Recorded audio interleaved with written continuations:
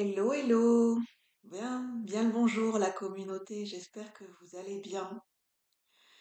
Ce matin, déjà pour ceux qui ne me connaissent pas, je suis Julie, je suis coach canal médiumnique, un canal intuitif, canal médiumnique, et on peut dire cartomancienne parce que j'utilise l'outil des cartes pour recevoir des messages et des réflexions et des inspirations au niveau collectif et général.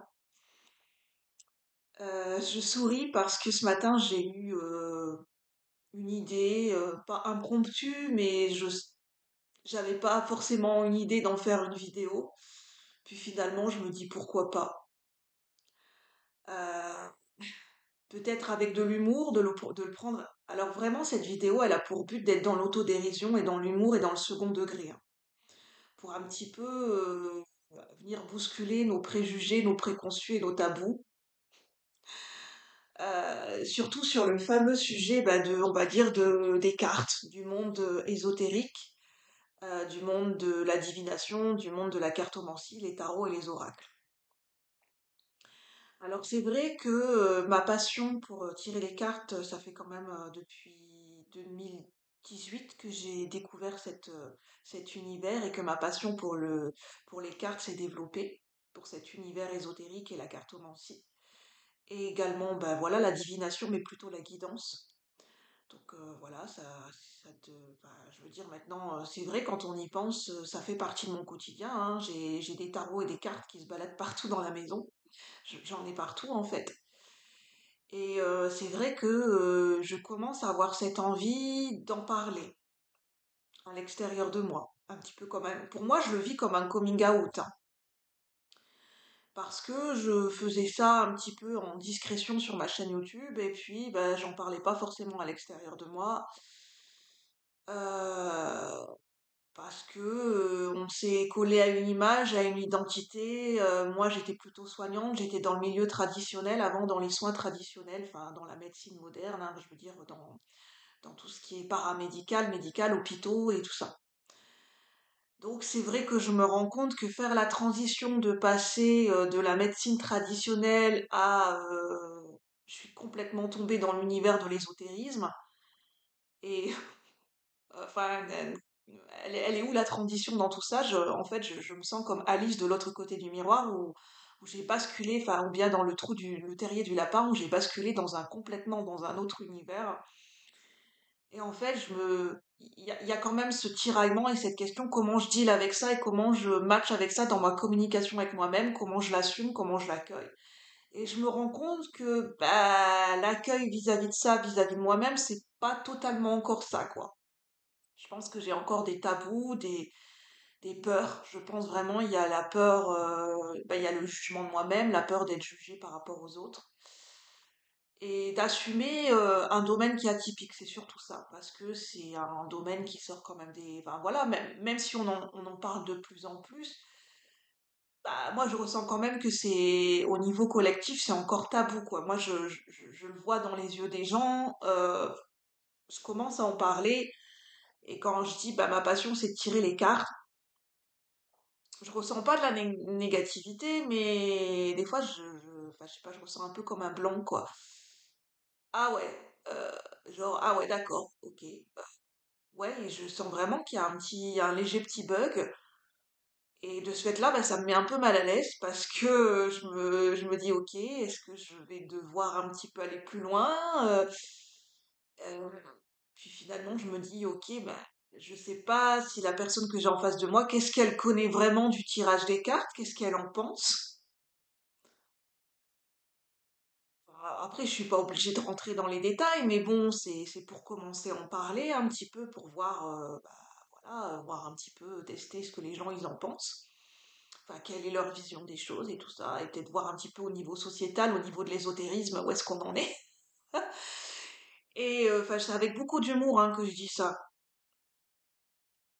Et donc finalement, la question qui me vient, c'est comment je peux en parler en fait? Quels mots je peux utiliser? Oui, c'est ma passion de tirer les cartes. Mais j'ai pas forcément les mots pour expliquer la connexion que j'ai avec les cartes. Enfin, parce qu'en fait, ce que je me rends compte, c'est que bah, il y a certaines personnes qui sont plus, enfin, voilà, dans le côté logique et pragmatique, et donc il faudrait que j'ai un discours qui soit, qui explique les tenants et les aboutissants, les buts, enfin, quelque chose de carré pour dire quelle est bah, pourquoi la passion Descartes. Et chose qui enfin, voilà, ça me pose une colle parce que bah, j'ai pas forcément les mots, et moi, je suis pas forcément quelqu'un qui est dans le pragmatisme, même si je me rends compte qu'on en a besoin, hein, mais communiquer ma passion par des mots clairs, enfin voilà, c'est compliqué pour moi parce que bah, j'ai pas forcément besoin de mots. Moi, je suis clairsentiente, je suis dans les ressentis. Et à un moment donné, je me faisais accompagner donc par une thérapeute, et justement, je lui ai expliqué que cette difficulté que j'ai, je dis, bah, des fois, je sais pas exprimer mes émotions, ou par exemple des contextes qui demandent une argumentation, un discours clair par rapport ce que je suis, ce que je fais pour, entre guillemets, me définir et que les gens me connaissent mieux. Et même sur la chaîne, des fois, mettre des mots sur ce que je suis, sur ce que je fais et le pourquoi du comment de mes contenus. Enfin, voilà, je commence à essayer voilà, de communiquer, de mettre des mots. Mais voilà, hein, je sens que voilà, je rame quand même, je rame. Et enfin, pour être honnête, moi, tout ce côté marketing et tout, j'ai vraiment, en fait, je suis quelqu'un qui est passionné dans l'âme. Et le côté marketing, communication, ciblée, tout ça, j'ai vraiment beaucoup de mal avec ça, en fait. Je suis quelqu'un qui est dans le domaine créatif et pas du tout dans le domaine marketing. Enfin bref, même s'il faut avoir une multicasquette, hein. Mais je me rends compte que voilà, c'est pas quelque chose qui vient résonner avec ma manière de penser, avec voilà, je suis plutôt cerveau droit, donc tout ce qui a trait au cerveau gauche de la logique et du pragmatisme, voilà quoi, c'est compliqué. Alors, des fois, je me dis, moi qui fonctionne avec un cerveau droit qui est plutôt dans les symboliques, dans la créativité et dans une manière plutôt de ressentir, comment je peux communiquer avec des gens qui sont cerveau gauche, qui sont dans le pragmatique et dans le pragmatisme et dans la logique et dans les trucs carrés, c'est-à-dire un plus un égale 2. Je me dis, ouais, je sais pas comment des fois amorcer une communication parce que je sens que des fois il y a un bug, quoi, il y a vraiment un fossé. Là, à ce moment-là, là, je me sens vraiment comme une extraterrestre. Je vous assure que je me sens vraiment, vraiment comme une extraterrestre. Et en fait, l'image qui me venait, quand je commence à parler de ma passion pour les tirages de cartes, quand je vois un petit peu ce petit blanc, ce petit laps de temps, ce suspens, je me dis, dans ma tête, je me dis, mais je me visualise, j'imagine qu'il y a certaines personnes qui imaginent dans leur tête en train de me voir comme la voyante qui tire les cartes dans sa roulotte, Madame Irma avec tout son attirail.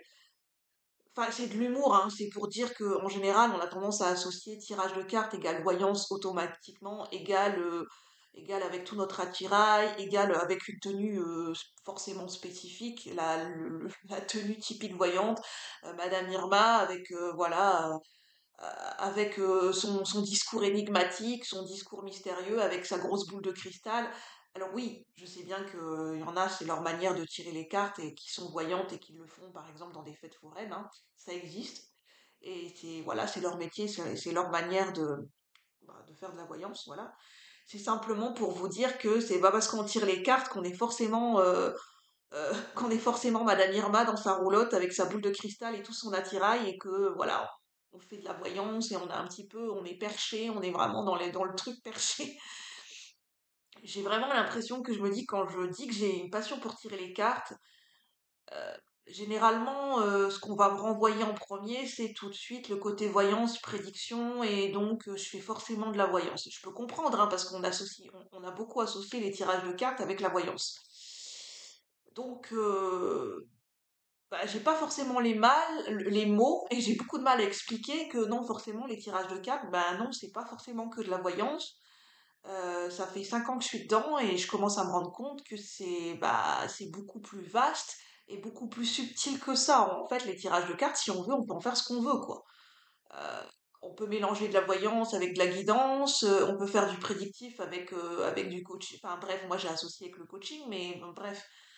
On peut faire des tirages classiques comme on peut faire des tirages, enfin, le tirage de cartes, c'est un outil, on peut l'associer à différents domaines, à différentes manières de penser, voilà quoi. Moi, je me calque pas et je me mets pas une étiquette de voyante Madame Irma avec sa boule de cristal. Et je me dis, bon, bah après, on peut pas empêcher les gens forcément de se faire une première idée, hein. Je me dis, bon, bah peut-être que je vais devoir accepter qu'il y a des gens qui vont me voir comme Madame Irma, quoi, avec sa boule de cristal. Alors que je sais que ça existe, hein, il y en a qui font de la divination avec la boule de cristal, mais c'est simplement pour dire l'archétype ou l'étiquette qu'on peut nous coller quand on va dire j'ai une passion, je tire les cartes. Bah, comme c'est une passion qui est atypique et pas commune, c'est pas comme dire par exemple j'ai une passion pour je fais du football ou je fais du tir à l'arc ou je fais de la course à pied. Non, moi ma passion c'est de tirer les cartes.